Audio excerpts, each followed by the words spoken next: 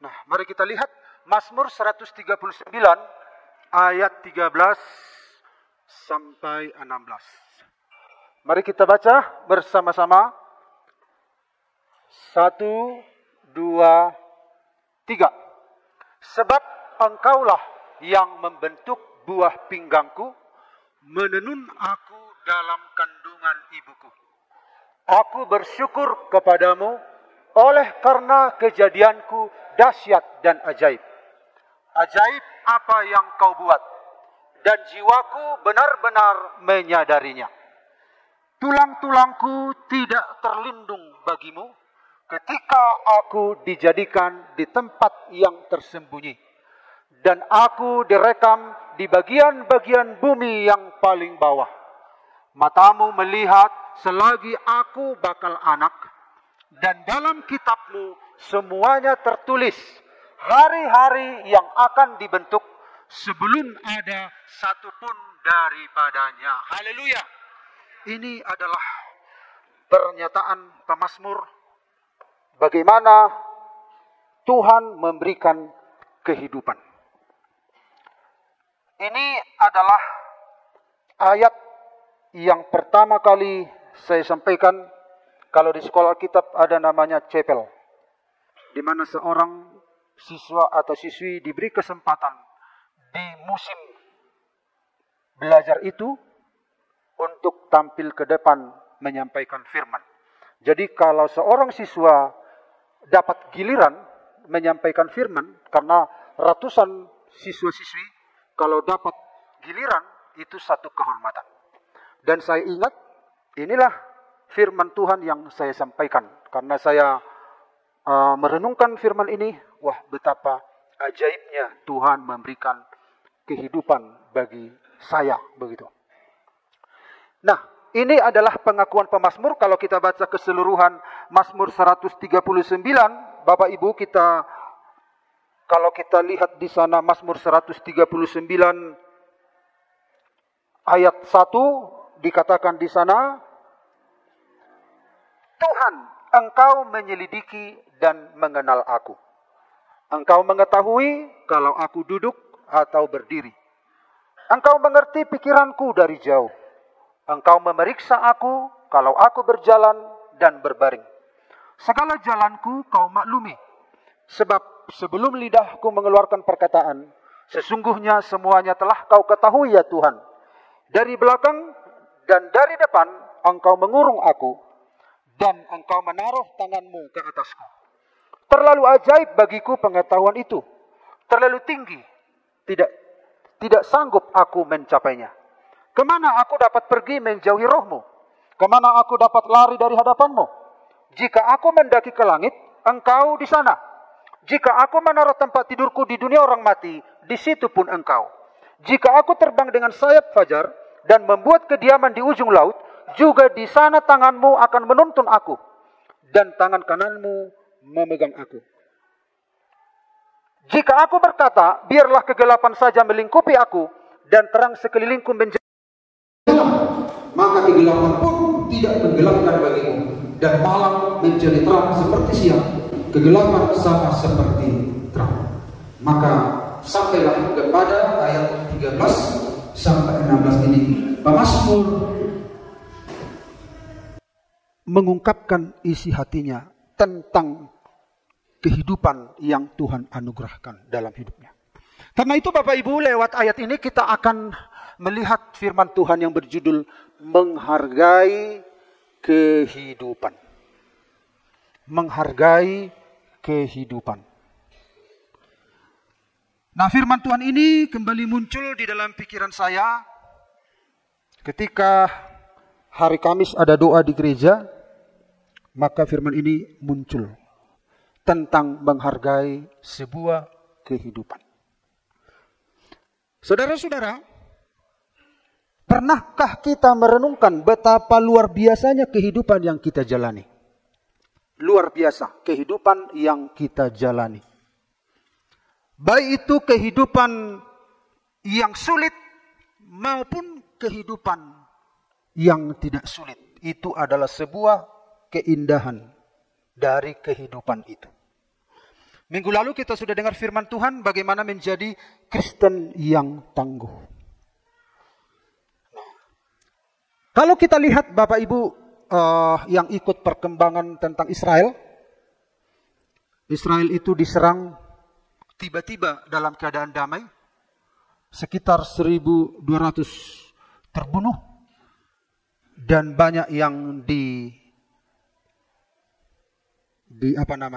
disandra. Dan di dalam sandra banyak yang mati. Dan akhir-akhir ini kita lihat, jadi orang Israel itu bagaikan singa yang kehilangan anak.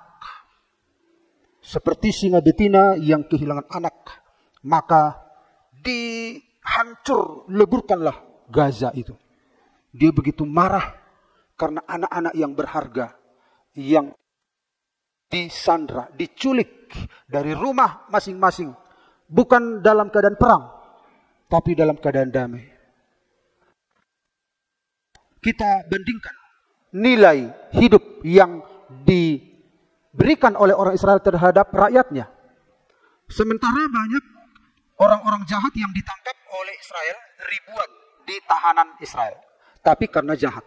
Sementara orang Hamas menyandra orang Israel bukan karena jahat. Jadi akhir-akhir ini ada pertukaran tahanan. Bapak Ibu tahu hanya untuk membebaskan 3 tahanan Israel itu mereka harus membebaskan sekitar 120 tahanan Israel. 3 berbanding 120. Israel tidak peduli berapa banding, karena mereka tahu nilai rakyat Israel itu penting. Kehidupan itu penting. Kalau Hamas itu tidak menghargai kehidupan, tetapi orang Israel menghargai kehidupan. Makanya karena berharganya kehidupan, mereka itu menjadi orang yang kuat, orang yang tangguh memperjuangkan bagaimana supaya hidup. Karena Alkitab mengajarkan bahwa kehidupan itu harus dihargai. Iblis tidak menghargai kehidupan. Hamas tidak menghargai kehidupan. Teroris tidak menghargai kehidupan. Tetapi Allah memberi harga bagi kehidupan itu. Dan orang Yahudi pun memberi harga yang tinggi bagi kehidupan itu. Karena perjanjian lama mengajarkan bahwa sebuah kehidupan itu adalah anugerah Tuhan. Mari kita lihat yang pertama Bapak Ibu, Saudara-saudara. 3 kebenaran tentang pentingnya menghargai kehidupan. Kalau kita nanti dengar firman ini, kita akan mengerti, kita akan mulai sadar, kenapa aku tidak menghargai hidupku? Kenapa aku tidak memberi hormat pada Tuhan tentang nilai yang Tuhan berikan di dalam hidupku ini? 3 kebenaran ini kita temukan di dalam Mazmur 139 ayat 13-16.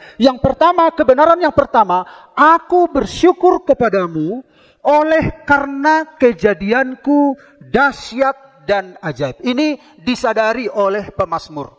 Ajaib apa yang kau buat dan jiwaku benar-benar menyadarinya. Kalau kita dengarkan renungan firman Tuhan di ibadah rumah tangga, di rumah Pak Bakara, orang yang menyadari, benar-benar menyadari tentang nilai dirinya, dia akan menggunakan hidupnya dengan bermanfaat. Seseorang akan melakukan hal-hal yang baik. Kita diciptakan dalam Kristus Yesus. Kita diciptakan Allah dalam Kristus Yesus untuk melakukan hal-hal yang baik. Dia mau supaya kita hidup di dalamnya. Artinya dia mau supaya kita hidup bermanfaat. Dia mau supaya kita hidup berguna. Orang yang tidak melakukan yang bermanfaat dalam hidupnya, dia tidak menyadari, jiwanya tidak benar-benar menyadari bagaimana dia diciptakan oleh Tuhan. Semakin kita sadar, semakin jiwa kita benar-benar sadar tentang dahsyatnya, tentang ajaibnya hidup kita, sejauh itulah kita beraktivitas Sejauh itulah kita menggunakan seluruh hidup kita dengan hal-hal yang bermanfaat. Yang pertama kita lihat, Raja Daud ini, ya, dia seorang pemusik, dia penyembah. Jadi biasanya penyembah itu yang suka menyembah Tuhan itu, ya mungkin dia juga bukan berarti hanya pemusik saja, tapi pokoknya menyembahlah, menyembah, memuji, menyembah. Tuhan seringkali bukakan isi hati Tuhan terhadap orang itu. Dan kedalaman pemahaman Raja Daud tentang dirinya di dalam Tuhan itu lewat hubungan dengan Tuhan. Nilai diri kita nanti ditentukan dari seberapa baik kita mengenal Tuhan. Hidup kita berguna atau tidak berguna tergantung pada tingkat kedalaman kita akan pengenalan akan Tuhan. Yang pertama, kebenaran yang pertama, aku bersyukur kepadamu. Kenapa saudara-saudara Raja Daud ini bersyukur? Karena kejadianku dahsyat dan ajaib.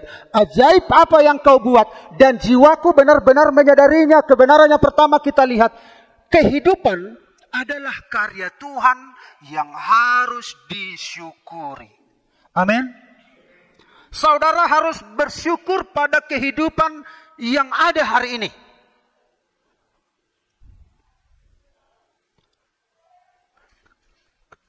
Kita lihat dulu sedikit ini. Coba dibalikkan. Jangan apply dulu. Kembali ke awal. Coba diklik ini. Oke, ini. Klik 2 kali. Mari kita lihat bagaimana canggihnya teknologi sekarang menciptakan manusia. Ini adalah robot.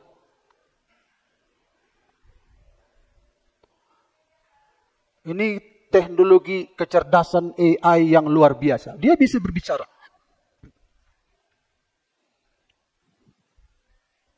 Nah, manusia bisa menciptakan seperti ini. Manusia dengan pengetahuan yang Tuhan taruh dalam pikirannya bisa menciptakan hal-hal yang luar biasa. Tetapi tidak ada yang bisa menandingi manusia. Ini bisa berbicara, bisa berjalan, bisa bergerak, bisa bekerja. Apalagi dengan teknologi yang luar biasa, badannya pun bisa menjadi seperti badan manusia, kulitnya, warnanya, tergantung permintaan.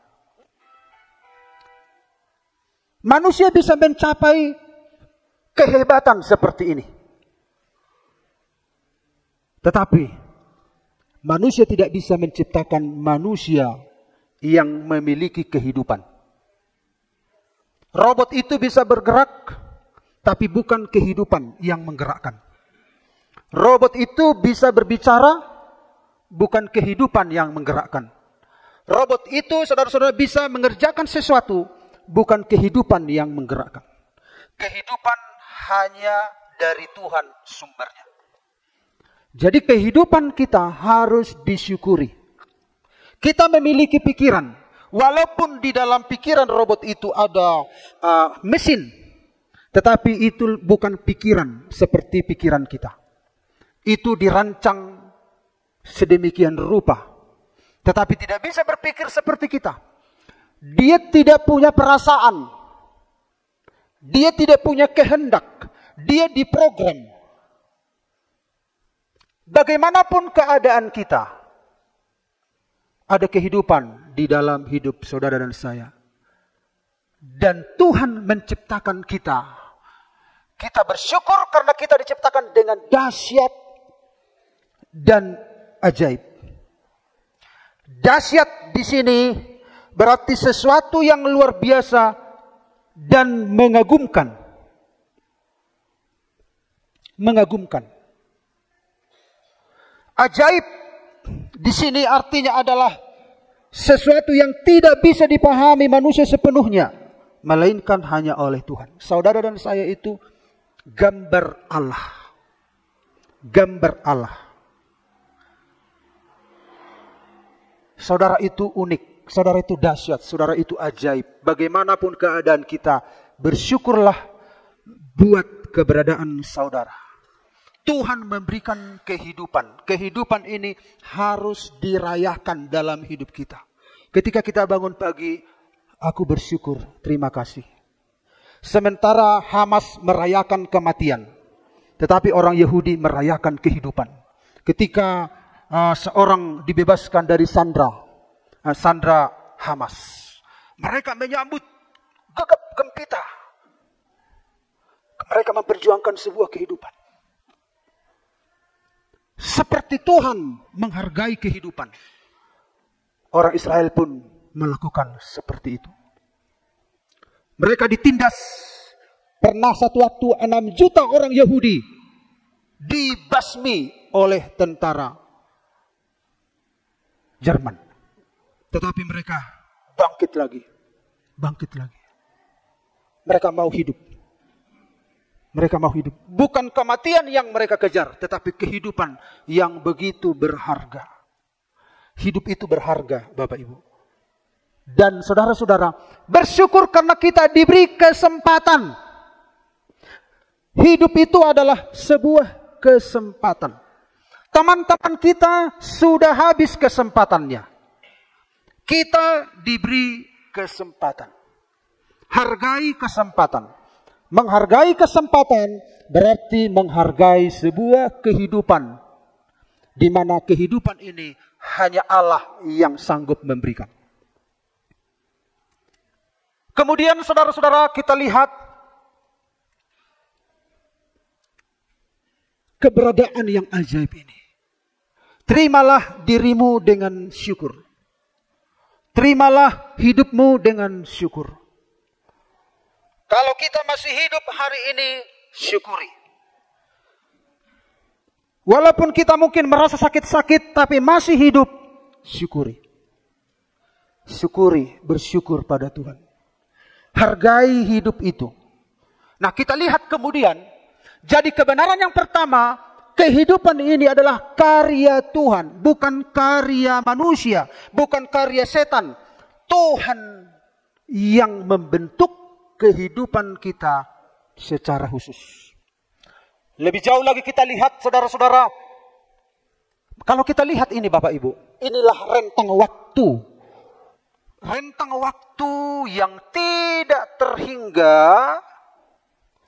Begitu panjang waktu ini, ribuan tahun. Nah, ribuan tahun sebelumnya dan ribuan tahun yang akan datang tak terbatas waktu. Tetapi di tengah-tengah waktu yang tidak terhingga itu, Tuhan izinkan kita hidup di sini.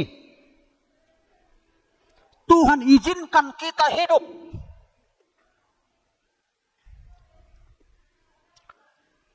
Kenapa mesti terbatas begini?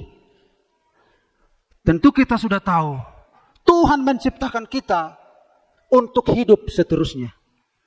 Tetapi kita ada di dalam kurun, di dalam waktu yang panjang itu, kita hanya diberi kesempatan sedikit. Walaupun umur manusia itu panjang, rata-rata 70 saya buat di sini. Tapi ada kadang orang tidak ada kesempatan, di bawah 70 sudah meninggal. Bahkan waktu lahir meninggal. Bahkan dalam kandungan ada yang meninggal. Ada juga di atas 70, tapi kira-kira 70. Jadi begitu panjang waktu itu, tetapi kita hanya diberikan tempat di dalam ruang waktu itu hanya sedikit. Sementara ada orang yang tidak sempat lahir. Kenapa kita diberi kesempatan lahir? Ada apa? Apakah karena kebaikan kita? Apakah karena kita punya memenuhi syarat? Tidak. Tetapi Tuhan menyisipkan kita di dalam jumlah waktu yang tidak terbatas itu. Tuhan sisipkan kita untuk hidup di situ. Kita lahir dan akhirnya mati. Untuk apa Tuhan sisipkan kita di situ? Untuk apa Tuhan izinkan kita hidup? Begitu berharga kehidupan itu. Karena itu syukuri. Berapa lama kita hidup di dunia ini? Syukuri, itu adalah sebuah kesempatan. Makanya saudara-saudara, Pengkhotbah 1 ayat 4. Keturunan yang satu pergi dan keturunan yang lain datang. Tetapi bumi tetap ada. Bumi ini tetap ada dibandingkan dengan kita, ya. Kalau dibandingkan dengan Allah, bumi itu akan binasa. Allah tetap ada. Tetapi antara kita dengan bumi dibandingkan. Bumi terus berputar, tetapi manusia lahir, mati, lahir, mati, lahir, mati. Dari sekian miliar orang, Tuhan sisipkan kita untuk lahir. Untuk apa? Betapa berharganya hidup itu. Nanti kita lihat untuk apa hidup itu. Tetapi poin yang pertama ini mengajarkan, kita harus bersyukur buat kesempatan yang Tuhan berikan kepada kita hidup di tengah-tengah dunia ini. Setelah kita mati, lalu ada yang lahir lagi. Yang lahir ini harus bersyukur diberi kesempatan hidup. Kemudian dia mati, ada lagi yang lahir. Mati lahir, mati lahir. Sementara di dalam kandungan secara biologis banyak yang tidak berhasil dibuahi. Hanya satu yang dibuahi, yaitu saya dan saudara. Lahirlah ke dunia. Tetapi ribuan benih yang lain itu gugur. Kenapa? Kenapa mesti kita? Yang lain kenapa gugur? Tuhan punya rencana dalam hidup saudara dan saya. Yang ribuan itu bukan kehendaknya untuk gugur. Tapi Tuhan tidak kehendaki demikian. Saudara yang lahir ke dunia ini. Dan kita diizinkan, Tuhan taruh kita di rentang waktu yang panjang ini. Tuhan tempatkan kita di sini. Tuhan tempatkan orang lain di sini. Tuhan tempatkan orang lain di sini. Hargai kehidupan itu. Hargai. Semakin Tuhan kasih umur, semakin kita hargai. Kita luput dari kecelakaan, harusnya mati. Hargai. Tuhan, apa yang harus kulakukan di hidup yang kau berikan. Rasul Paulus berkata, hidupku adalah Kristus, mati adalah keuntungan. Selama kita hidup, hidup untuk Tuhan. Hargai. Nah, 2 Timotius 6 ayat 7. Sebab kita tidak membawa sesuatu apa ke dalam dunia ini. Kita lahir ke dunia tidak bawa apa-apa. Dan kita pun tidak dapat membawa apa-apa keluar. Kalau begitu, untuk apa Tuhan izinkan kita lahir? Kalau lahir tidak bawa apa-apa, pulang tidak bawa apa-apa. Kalau begitu, untuk apa dia lahir? Yang pertama, hidup itu harus kita syukuri. Nanti kita lihat untuk apa kita ada di dunia ini. Bersyukur buat nafas kehidupan yang Tuhan beri bagi kita. Amin Bapak Ibu. Syukuri hidupmu. Jangan menolak dirimu sendiri. Jangan pilihkan model orang lain untukmu. Tuhan menciptakan saudara dan saya spesial. Mari kita lihat bagian yang kedua. Sebab engkaulah yang membentuk buah pinggangku, menenun aku dalam kandungan ibuku. Tulang-tulangku tidak terlindung bagimu ketika aku dijadikan di tempat yang tersembunyi. Dan aku direkam di bagian-bagian bumi yang paling bawah. Saudara-saudara, dalam terjemahan bahasa Indonesia sehari-hari, engkau menciptakan setiap bagian badanku. Dan membentuk aku dalam rahim ibuku. Waktu tulang-tulangku dijadikan dengan cermat, dirangkaikan dalam rahim ibuku. Sedang aku tumbuh di sana secara rahasia. Aku tidak tersembunyi bagimu. Yang kedua, kebenaran yang kedua. Kehidupan dibentuk detail dan khusus. Begitu fokusnya Tuhan terhadap diri saudara dan saya. Tuhan tidak menciptakan kita serentak dimasukkan cetakan lalu keluar banyak. Tidak. Secara mendetail Tuhan peduli. Tuhan peduli saraf-saraf kita. Tuhan meletakkan otak kita. Tuhan mengatur tulang-tulang kita.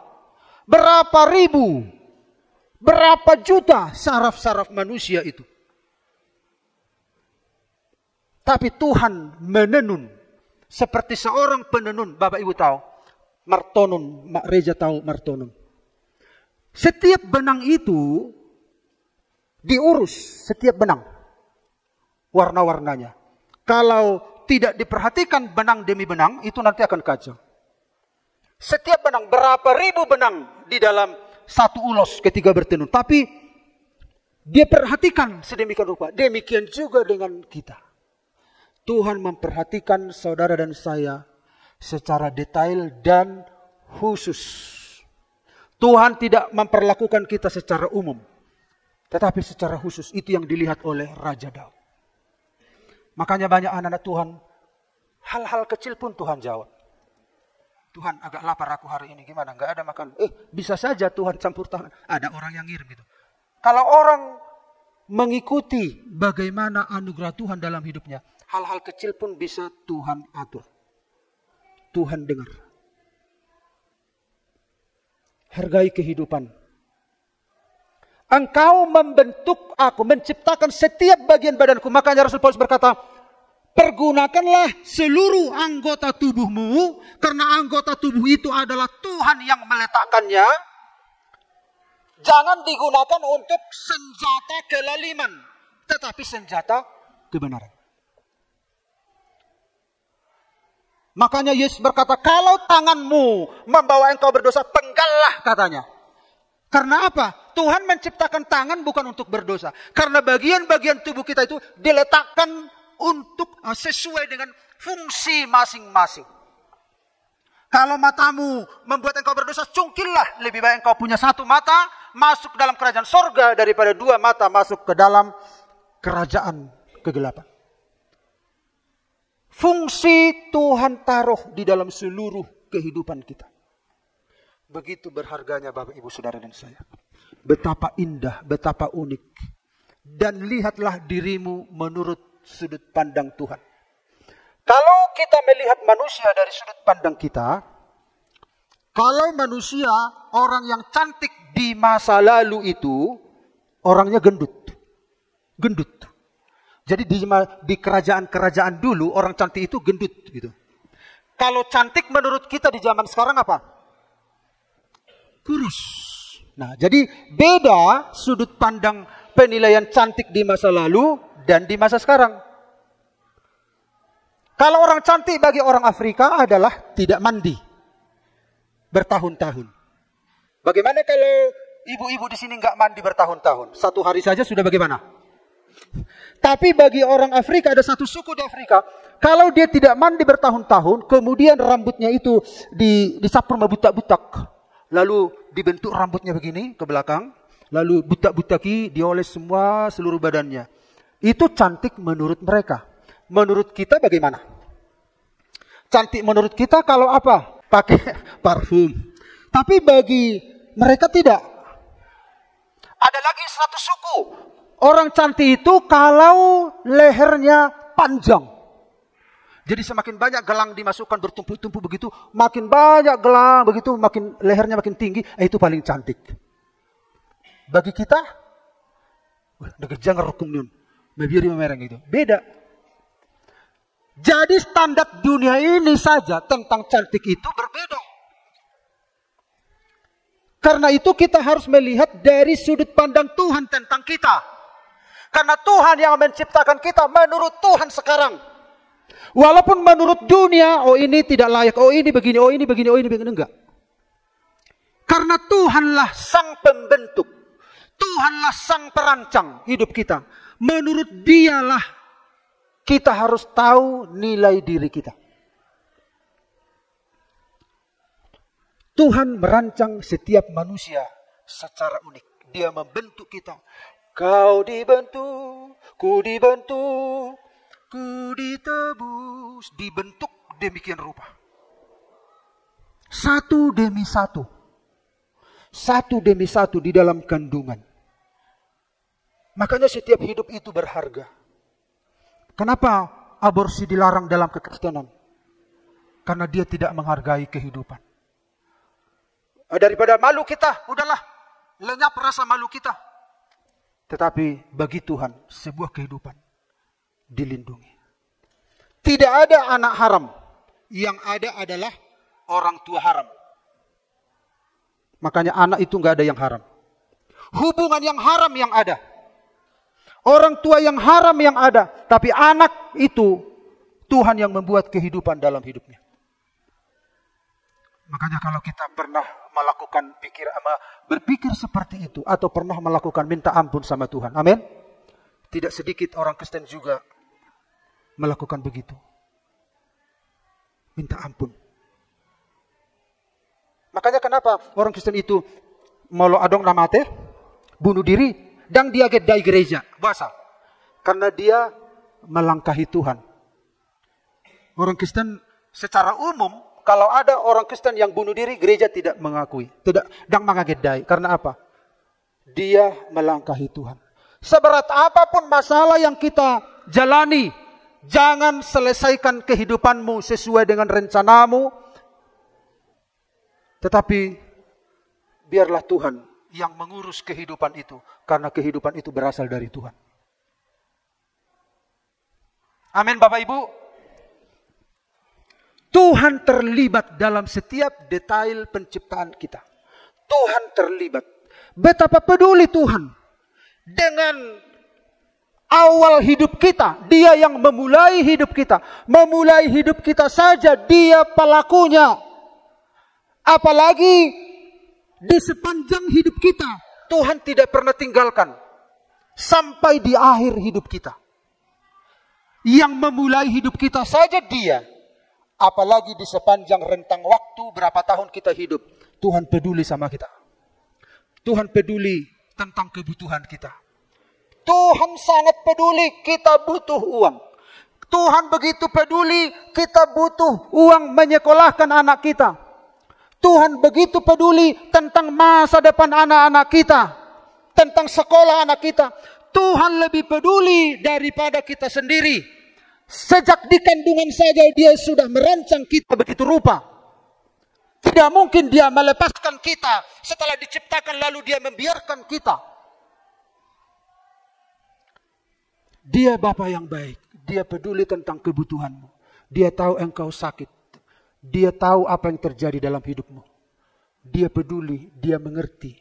Makanya lagu-lagu Kristen banyak mentobatkan orang non-Kristen sekarang hanya karena lagu. Dia mengerti, dia peduli persoalan yang kita hadapi. Alasan dia peduli karena dia yang mengawali hidup kita. Kalau dia bekerja secara detail dan khusus dalam hidup kita, membentuk hidup kita. Pasti setelah kita dilahirkan, Tuhan memperhatikan kehidupan kita. Masa depan kita. Bahkan ketika kita belum menyampaikan sesuatu, dia tahu. Dia tahu. Makanya pemazmur berkata, Tuhan, Engkau mengetahui kalau aku duduk atau berdiri. Engkau mengerti pikiranku dari jauh. Ya Allah, dia mengerti. Saudara harus makin dekat dengan Tuhan untuk memahami tentang kehidupan ini. Dia sangat mengasihi kita. Dia, saudara dan saya begitu unik di hadapan Tuhan. Keunikan ini lihatlah menurut Tuhan. Jangan menurut ukuran manusia. Amin Bapak Ibu.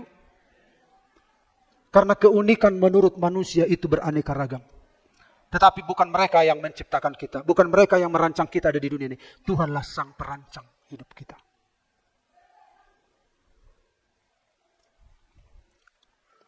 Setiap kehidupan berharga di mata Tuhan. Setiap kehidupan berharga di mata Tuhan. Engkau berharga di mataku. Mulia dalam pandanganku. Makanya dia menenun kita, membentuk kehidupan kita, merangkai seluruh hidup kita. Menempatkan bagian-bagian tubuh kita.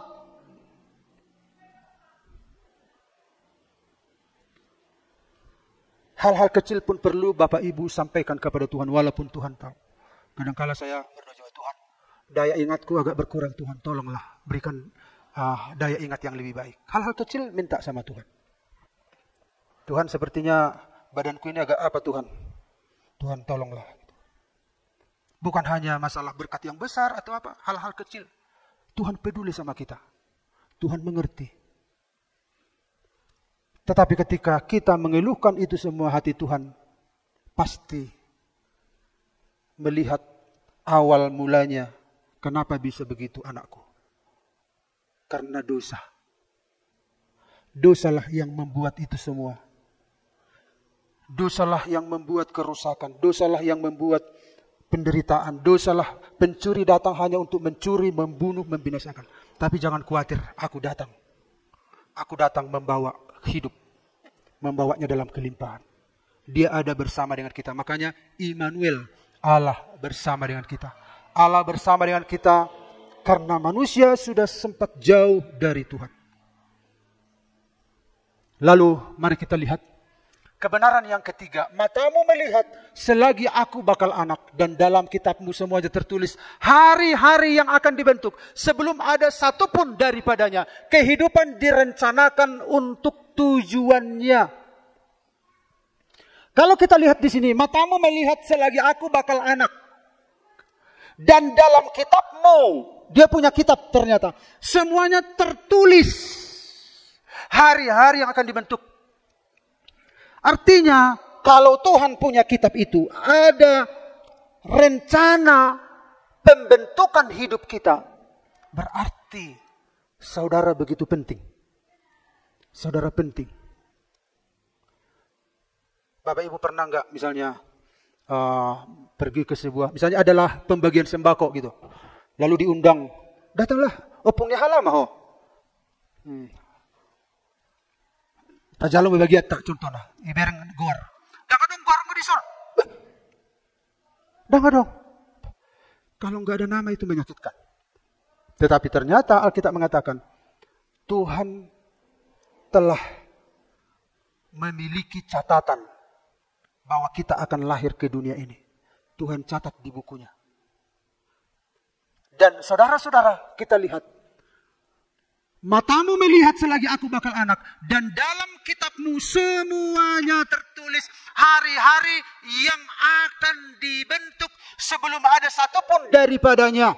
Jadi saudara-saudara bahasa Indonesia sehari-hari. Engkau melihat aku waktu aku masih dalam kandungan. Semuanya tercatat di dalam bukumu. Hari-harinya sudah ditentukan sebelum satupun mulai. Jadi sebelum mulai. Saudara sudah ada dalam pikiran Tuhan. Karena Dia Maha Tahu. Dia Maha Hadir. Dia Maha Kuasa. Betapa hebat saudara dan saya. Ini yang dilihat oleh Raja Daud. Betapa sulitnya pikiranmu ya Allah. Betapa sulitnya pikiranmu katanya. Tidak bisa dipikirkan.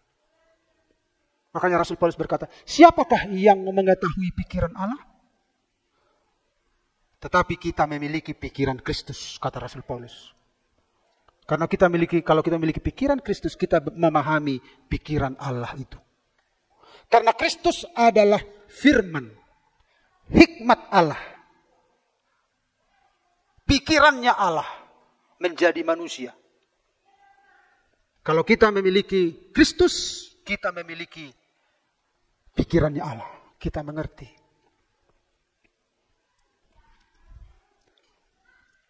Matamu melihat selagi aku bakal anak. Dia melihat. Tuhan sudah menulis riwayat hidup kita. Biasanya riwayat hidup itu ditulis jujur ngolu ni opung ni sihon omma. Nah, riwayat hidup biasanya belakangan. Tapi Tuhan sudah tahu riwayat hidup kita. Amin. Tuhan sudah tahu riwayat hidup kita sebelum terbentuk dan ketika dibentuk dan perjalanan hidup kita berapa tahun dan di akhir hidup kita. Dia sudah menulis. Tuhan tidak mengkontrol, mengendalikan arah-arah hidup kita karena kita punya kehendak bebas. Tetapi Tuhan ada di sana untuk mengarahkan kita kepada jalan yang sesuai dengan kehendaknya. Raja Salomo tahu, Raja Daud melihat itu semua. Ajaib. Ajaib Tuhan. Betapa berharga aku di hadapan Tuhan. Tuhan berikan kepercayaan untuk hidup. Lalu kita lihat setiap orang memiliki tujuan unik dalam rencana Tuhan. Sebelum aku membentuk engkau dalam rahim ibumu. Sebelum dibentuk. Masih dalam planningnya Tuhan. Masih dalam rencananya. Makanya benar nyanyian kita. Ku di hatimu. Ku di hatimu. Di pikiranmu. Di rencanamu. Benar-benar. Kita belum ada.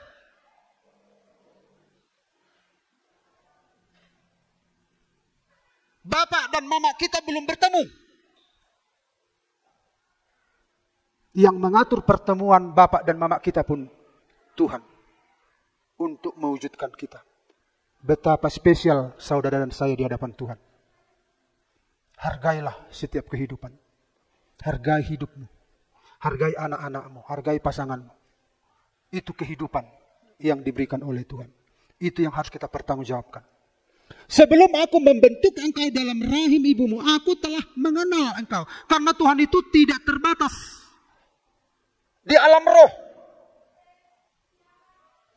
Tidak terbatas. Dan sebelum engkau keluar dari kandungan, aku telah menguduskan engkau. Aku telah menetapkan engkau menjadi nabi bagi bangsa-bangsa. Ini untuk Yeremia. Tetapi bagi kita, poin yang kita ambil dari Yeremia 1 ayat 5. Kita memiliki tujuan unik. Setiap kita memiliki tujuan unik dalam rencana Tuhan. Kalau Yeremia menjadi seorang nabi, tetapi pastinya setiap kita punya rencana Tuhan secara khusus untuk tujuan tertentu. Di dalam gereja Tuhan, di dalam rumah tangga, di tengah masyarakat, Tuhan pasti punya rencana dalam kehidupan kita. Tanggung jawab kita adalah menemukan dan menjalani tujuan itu.